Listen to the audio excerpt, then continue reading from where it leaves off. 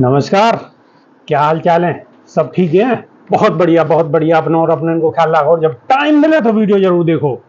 देसी देख, बिगर ब्रेक, बगैर लाग लपेट, बिल्कुल देसी अंदाज में। मैं विपिन बेबाक और मेरे साथ जो शख्सियत मौजूद है पहचानते तो हो गए, आजकल आप बहुत मीडिया में छाए हुए हैं। यूट्यूब पर दगादग वीडियो चल रही है। कांग्रेस के नेता है। स्वागत है साहब जी। बहुत बहुत धन्यवाद। जय भीम, जय संविधान। अरे साहब, एक बात तो बताओ, जी। चल क्या रहा है? बोर्ड बिल भी पास है वो, हैं? और इंडिया गठबंधन साहब बहुत मिलजुल कर लड़ाई लड़ रहे। भाई कौन सी लड़ाई लड़ रहे हो? लड़ाई तो हार गई तुम। भैया एक बात बताओ, संख्या में कोई कमी रही हो तो बताओ। लड़ाई तो हार ही गए ना। 234 आदमी थे इंडिया गठबंधन में। अगर किसी भी एक सांसद हमें बता दो जिसने क्रॉस वोटिंग करी हो। बात तो बहुत बड़ी मुसलमानों के सबसे बड़े हितैषी हो, सबसे बड़े हितैषी। हमें एक बात बताओ, मुसलमान की बात हो, दलित की बात हो, पिछड़ों की बात हो, एक भी सांसद ने क्रॉस वोटिंग करी हो? सवाल तो उनसे होना चाहिए जो कटप्पा बने। सवाल होना भाई जदयू वाले, अच्छा, जो मुसलमानों का वोट लेते रहे। जयंत चौधरी जी जो यहाँ मुसलमान और जाट को एक करने की बात करते रहे। उधर वो चंद्रबाबू नायडू जो आधे दिन की छुट्टी कर दी मुसलमानों की, फ्राइडे की जाओ नमाज पढ़ो, जाके नमाजी हो। और उधर एचडी देवेगौड़ा जो सबसे ज्यादा सेकुलर नेता थे, और इधर चिराग पासवान। और सबसे ज्यादा जो दुख है मुझे चिराग पासवान का। अच्छा, चिराग पासवान नेशनल मीडिया पे एक इंटरव्यू में ये कह रहे थे कि मैं हिंदू मुस्लिम की बहस में मुझे कोई दिलचस्पी नहीं है, मैं 21वीं सदी का पढ़ा लिखा युवा हूं और मैं प्रोग्रेसिव राजनीति करता हूं और मैं बात करूंगा डेवलपमेंट की। तो मुझे ऐसा लगा कि ये चिराग पासवान कुछ अच्छी बात करेंगे, इस बिल का विरोध करेंगे, लेकिन ये तो बिल्ली का गू निकले। अच्छा चलो, अच्छा दोबारा बोलो, क्या बोली? चिराग पासवान तो साहब बिल्ली का गू निकले। और गांव में कहावत है, बिल्ली का गू बिल्कुल बेकार होता है, ना तो वो लीपने का और ना कंडा थापने का। हम चूंकि दर्शक हमारे गांव के जुड़े हुए हैं तो उन्हें ज्यादा समझ में आ जाएगा। सबसे ज्यादा धोखा इन चार नेताओं ने, और मुझे जो है व्यक्तिगत रूप से बहुत दुख है। अच्छा एक बात तो बताओ कि चारण को आपको बहुत ज्यादा दुख है, और अब दुख चारों हमारे बहुजन समाज के नेता हैं तो दुख तो होगा, होना भी चाहिए। लेकिन आखिर ऐसी वजह क्या रही कि वो कोई निर्णय नहीं ले पाए? अब इन्होंने तो अपना वोट बैंक, जो इनको मजबूत वोट बैंक हो मुसलमानों को, कहीं ना कहीं उन पे छिटक जाओ। छिटकेगो या नहीं छिटकेगो? आप तो हालांकि खुशी मना रहे हो। नहीं, खुशी क्यों मना रहे? हमें तो अफसोस है कि कहीं ना कहीं वो वोट बैंक आपकी गोद में आ जाए। हम सुप्रीम कोर्ट में भी लड़ेंगे, ये बात बिल्कुल मत समझो। हमें वोट मिले ना मिले, चौधरी साहब पिछले 11 साल से आप देख लो, मुसलमान समाज हो, सिख हो, ईसाई हो, चाहे दलित हो, पिछड़े हो, उसकी लड़ाई हम ही लड़ रहे हैं। वैसे भी आप तो खोने को तो अब कछु है ही ना, पानो ही पानो।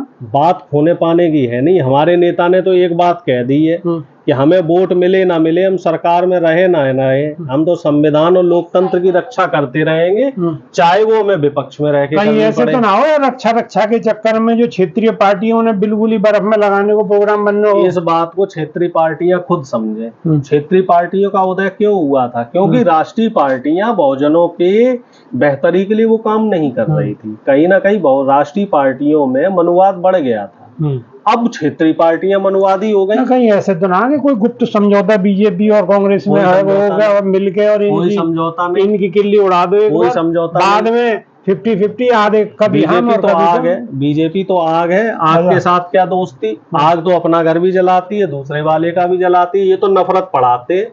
इनकी आरएसएस की कभी पाठशाला में चले जाओ, बहुजनों के लिए जितना है ना, मुसलमानों से नफरत नहीं, उससे ज्यादा तो दलित और पिछड़ों से नफरत है। आपकी भी मोहब्बत की दुकान ज्यादा काम ना कर रही ना। नहीं, दुकान तो चल रही है साहब, लेकिन है क्या कि ये लोग ज्यादा बदमाशी कर रहे हैं। अब सिंगल से उड़ जाओ, जैसे पहले टेलीविजन के दो एंटीना करे ना, अब हम तो कभी सिंगल पकड़ लिया और कभी सिंगल गायब। ऐसा बिल्कुल नहीं है, ये बात आप बिल्कुल गलत कह रहे हो। इस बार जो एकजुट होकर विपक्ष ने संसद में आवाज उठाई, रात को 1-1 बजे तक जो सदन चला है, तो उस बात को भी आपको मानना पड़ेगा। अब हो क्या, थोड़ा 10-5 की संख्या बल कम रह गई है, इसमें ही हम मार खा रहे हैं। इसमें साहब देखो, हमारी तो गलती है नहीं, और ना हम बहुजन समाज की गलती कर रहे हैं। वोट उन्होंने भी पूरा दिया। अब वो कहीं वोटों की 2-4% की वो चोरी, जो ऊपर वाले बैठे उन्होंने गड़बड़ी करी। अब आप चोरी को तो जिक्र करोगे, चोरी ऊपर नीचे चोरी, लेकिन अगर चोरी है हकीकत में, अगर ईवीएम में चोरी है, तो फिर मिलके एक साथ सारे के सारे इंडिया गठबंधन के लोग आके खड़े क्यों ना हो? क्या हम तो कहाँ खड़े हो? तो है, बताओ। सब अपनी जहाँ जरूरत होती है आधी आधी रोटी पे पुल पे बैठ कर रोटी खाने लगे, दाल खाने लगे। ऐसा नहीं, इंडिया गठबंधन एकजुट है।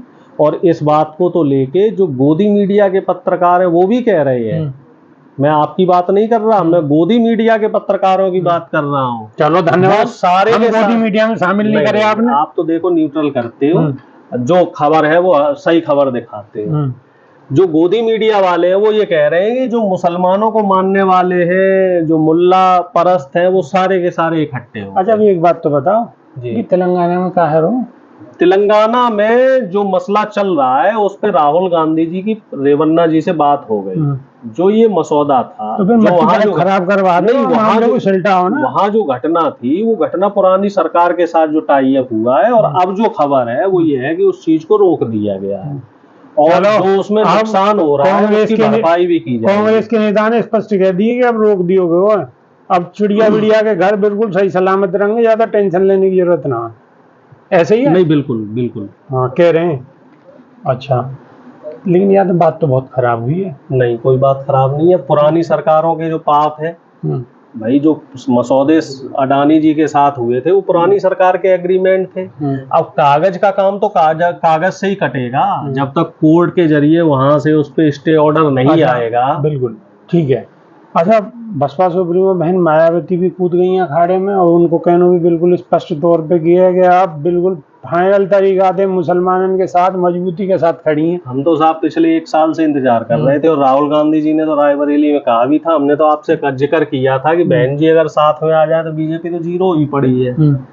अब मामला पता नहीं कहाँ फंस रहा है। सारी कृपा बहन जी की वहीं रुकी हुई है? नहीं रुकी हुई है, वो जो बहन जी के साथ वाले जो है मिश्रा जी ने बीच में बैरियर लगा रखा है। अच्छा, तो बैरियर हटाना बहुत जरूरी है, और मैं तो कहता हूँ जो हमारे बहुजन साथी हैं वो बैरियर हटवाओ। बहन जी तो कृपा देना चाह रही है, लेकिन जो आसपास वाले जो मिश्रा जी है वो समझ गए होंगे, दर्शक सब समझदार है। बैरियर जिस दिन हट गया उसी दिन बीजेपी साफ, क्योंकि बहन जी का रुख बिल्कुल स्पष्ट है, चाहे इस देश का दलित हो, चाहे पिछड़ा हो, चाहे माइनॉरिटी का कोई भी हो, हिंदू मुस्लिम सिख ईसाई, चाहे वो गरीब सवर्ण हो। बहन जी की जब सरकार रही है, कई बार मुख्यमंत्री रही, उन्होंने 10 को शासन किया है। आप हमें बताओ कि आज भी जो लोग हैं पुराने, वो मिसालें देते हैं, बहन जी के समय पे लॉ एंड ऑर्डर एकदम ओके था, किसी की मजाल ही नहीं थी कि कोई सांसद के यहाँ जाके इस तरीके से इतना बड़ा बवाल कर दे। और अब देखो, हिंदू हृदय सम्राट बने, इतने मजबूत मुख्यमंत्री बताते हैं खुद को, और उनकी नाक के नीचे आगरा में 5000 आदमी इकट्ठे होके एक सांसद के घर पे ऐसा काम कर गए, और वो भी बहुजन सांसद। एक बात तो बताओ, इन करनी सेना वारंट कैसे बचोगे? तो इनाम अलग, जीप पे अलग इनाम रख रहे हैं, गर्दन पे अलग इनाम है, हाथ पे अलग इनाम है। हमें एक बात याद आ गई, अभी उसमें हिसाब से तो उनको एक अंग कई करोड़ रुपया, करोड़ की बात कर रहे हो। किसी एक ने इंस्टाग्राम पे रील डाली थी, कह रहे थे कि 10 लाख रुपए दे दो, मैं रामजी लाल सुमन को मार दूंगा। चंदा उसे पता है कितने रुपए का मिला? 1485 रुपए का। कोई 5 रुपए ठाकुर डाल रहा है, कोई डाल रहा 10 रुपए, कोई डाल रहा 15 रुपए। और उसने भी रील पे आके मना कर दिया कि 10 लाख की बात हुई थी, मुझे तो 1485 रुपए मिले हैं, सुपारी कैंसिल। 1400 रुपए में तो चिड़िया भी नंबर है। इनके सब कहने के हैं साहब, इनके वो कहते हैं ना, हाथी के नाथ दिखाने के और खाने के और है। लेकिन साहब वीडियो बना, ये बातों के वीर है, वीडियो बना मैं क्या कह रहा हूँ, ये बातों के वीर है। शरीर के एक अंग पे एक करोड़ रुपए लगा रखे कि एक आंख पे इतने। मैं क्या कह रहा हूँ, बहन जी की तरह पुलिस प्रशासन कर दो, 2 सोटा बाजने दो उनमें 2 घंटे बस, सारी की सारी सेना जो है फरार हो जाएंगी, पता ही नहीं चलेगा ये सेनाएं कहाँ गई, बिल के भीतर घुस जाएंगी। ऐसा ना हो आप पे भी नाम घोषित है या कर दे घोषित, हमें कौन सी किस बात का डर है भाई? जब तक देश में संविधान है हमें डर नहीं है, हम नहीं डरते ऐसी सेनाओं से। वैसे संविधान की ज्यादा कृपा रही है आप पे। संविधान की है ही साहब, मुझ पे क्या है? कांग्रेस पे नहीं, मुझ पे क्या, देश के हर नागरिक, राहुल गांधी पे, सब पे संविधान की किताब दिखा के आपने अपने गणित सीधे कर लियो। नहीं होना चाहिए, क्यों नहीं होना चाहिए? जब देश के संविधान को बनाने में कांग्रेस पार्टी का योगदान रहा, जब देश में आजादी की लड़ाई लड़ने में कांग्रेस पार्टी का योगदान रहा, तो क्रेडिट कोई और क्यों लेगा भाई? उसका श्रेय भी हमें मिलना चाहिए। और पेट में दर्द किसे हो रहा है? जो पहले भी संविधान का विरोध करते थे और अब भी संविधान का विरोध कर रहे हैं। मोहन भागवत जी कह के दिखा दे कभी, उनके हाथ में संविधान की किताब देख लो आप। मोदी जी भी सिर्फ संविधान की दिखाने के लिए पूजा करते, दिल से संविधान का सम्मान नहीं करते। आज आपने जो है मोहन भागवत की बात करी, तो मोहन भागवत वहां पहुंच गए हैं प्रयागराज, उनसे कहा जा रहा है कुंभ नहा लो, और लोग धरना प्रदर्शन आपके कर रहे कांग्रेस हैं। के नेता जो गंगा जल लेके पहुंचे हैं कि भाई नहा लो। हाँ, वही तो हम कह रहे हैं कि नहा लो। उनको और कल को राहुल गांधी भी अगर गए, गोदी मीडिया उनसे अगर सवाल कल नहीं को कर रहा है कि क्यों नहीं नहाए। राहुल गांधी अगर गए तो फिर वो बोतल लेके आएंगे। राहुल जी तो जाना चाह रहे थे, योगी जी ने मना कर दिया। अब मीडिया ने इस खबर को दिखाया नहीं। अच्छा, मीडिया भी तो भाई बड़ा राहुल जी से प्यार करता है, विपक्ष से प्यार करता है, आधी खबर दिखा देता है, आधी छुपा तो देता है। एक बाल्टी गंगा जल लेके आप ही नहा लेते राहुल गांधी की जगह। हम भी जाएंगे, हम तो जाएंगे, जब समय मिलेगा तब जाएंगे। अभी तो यहाँ भाई अपनी पारिवारिक जिम्मेदारियां, राजनीतिक जिम्मेदारियां फंसे हुए, इलाहाबाद दूर है साहब। हमको इतने बड़े नेता थोड़े गंगा नहर में से मंगा लो, यही नोएडा में तो कभी भी नहा लो, कोई दिक्कत नहीं। लेकिन अब दिक्कत तो बीजेपी वालों को ये है कि वहीं नहाओगे जब ही वो मानेंगे। अच्छा, यहाँ ना मान, यहाँ का मानते नहीं ये साहब। तो ज्यादा पवित्र है, हरिद्वार से है पानी ना, पूरा। वो उसे ही पवित्र मानते हैं। वो ये कहते हैं कि साहब वहीं जाओगे तभी पवित्र होगे, यहाँ जाओगे तो नरक मिलेगा। इन लोगों के फॉर्मूले भी अलग है।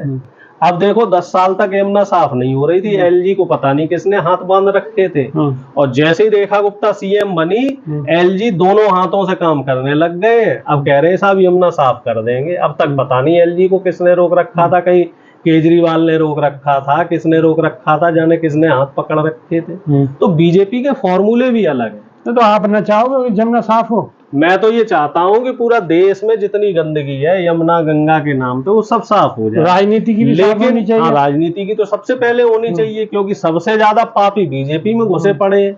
बीजेपी जिनको पापी बता रही थी उन्हीं को बुला लिया। बीजेपी वो कहते हैं ना मोदी वॉशिंग पाउडर से उसको साफ कर दिया। तो सफाई तो बिल्कुल जरूरी है, लेकिन हो क्या रहा है, मोदी जी यहाँ पे गंद फैला के खुद अपना साफ होने के लिए थाईलैंड पहुंच गए। अच्छा, हाँ, मोदी जी पहुंच गए कांग्रेस कुछ ज्यादा कर रही है थाईलैंड में आकर। ये बताओ बीजेपी, अरे हमारे दर्शक जानना चाहना, आखिर थाईलैंड में ऐसा क्या है कि जो इतना कांग्रेसी इंटरेस्ट ले रहे हैं? मोदी जी थाईलैंड गए, मोदी जी थाईलैंड गए। एक बात बताइए हमें, थाईलैंड की राजधानी है बैंकॉक।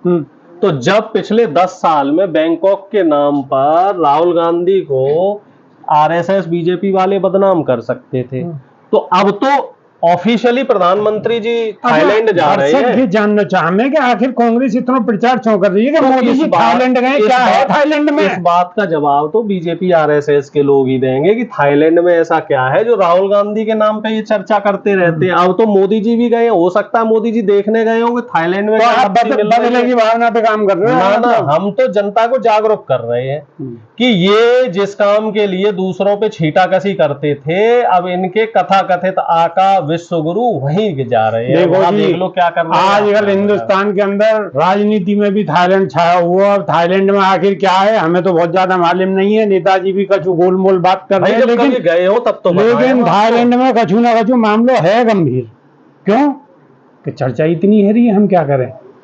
तो आपको थाईलैंड में क्या नजर आ रहा हो? नेताजी कितनी सही बोल रहे हैं और कितनी गलत बोल रहे हैं, कमेंट के माध्यम से जरूर बताओ। हमें बहुत इंतजार है आपके कमेंट को, और नई वीडियो में फिर रूबरू होंगे। नेताजी बहुत बहुत शुक्रिया, बहुत बहुत धन्यवाद।